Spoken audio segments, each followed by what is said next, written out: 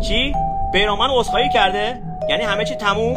عدد خواهش میکنم این کلیپو تا آخر ببین، بعد اینقدر وایرالش کن که دیگه نیاد بشینه تو روح من و تو این همه دروغ بگه. این همه حرف زدی، 2 کلمه حرف درست زدی. 1 راجب امید عالیشاه که گفتی ستون پرسپولیسه، ستون نه قلب هوادار پرسپولیسه. 2 برابر تو پرسپولیس بازی کرده، 2 برابر تو پرسپولیس افتخار کسب کرده، هیچ وقت ختمش برای پرسپولیس تعیین نکرده، هیچ وقت مبلغ تعیین نکرده، همیشه سفید امضا کرده. افتخاراتی که تو پرسپولیس کسب کرده هم هیچ وقت تو سر هوادار پرسپولیس نکوبیده. هیچ وقت هم تو نمیتونی خودتو با امید عالیشاهی که قلب هوادار پرسپولیسه مقایسه کنی.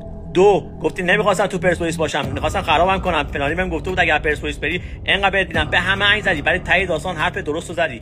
گفتی به خاطر پول رفتم.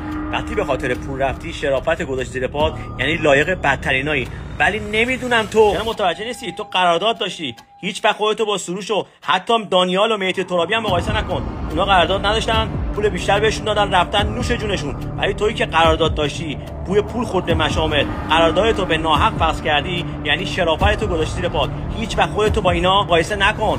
یه بار قرارداد داشتی، قراردادتو به ناحق فسخ کردی، هوادار پرسپولیس پشتت وایساد. دفعه دومی که قرارداد داشتی، اومدی گفتی باشگاه مشکل داره، مربی نداریم، بازیکن نداریم، من قرارداد دارم و به قراردادم پایبندم تا بوی پول خورد به مشامل. رفتی قراردادتو فسخ کردی، یعنی شرافتو گذاشتی زیر پات. الان میای میگی ببخشید، فسخ به ناحق کردی که 2 تا هوادار جونشون از دست دادن، یعنی 2 تا خانواده رو داغدار کردی. چشمت بین بردی، یعنی چشم هوادار رو نابینا کردی. 1001 بدعت بد و زشت آوردی تو این فوتبال. الان میای میگی ببخشید. با چه رویی میای میگی ببخشید؟ هوادار پرسپولیس چجوری باید تو رو ببخشه؟ با پول و با رشوه و با 1001 کثافتکاری جلو ابراق رأی محرومیت رو گرفتن. اما جلو هوادار پرسپولیس رو میتونن بگیرن؟ نمیتونن بگیرن. جلو عدالت خدا رو میتونن بگیرن؟ نمیتونن بگیرن. الانم باید تاوانشو بدی. سوختل انقدر اینو وایرال کنی که دیگه نیاد بشینه تو من و شما به همه فوتبالیا دروغ بگه.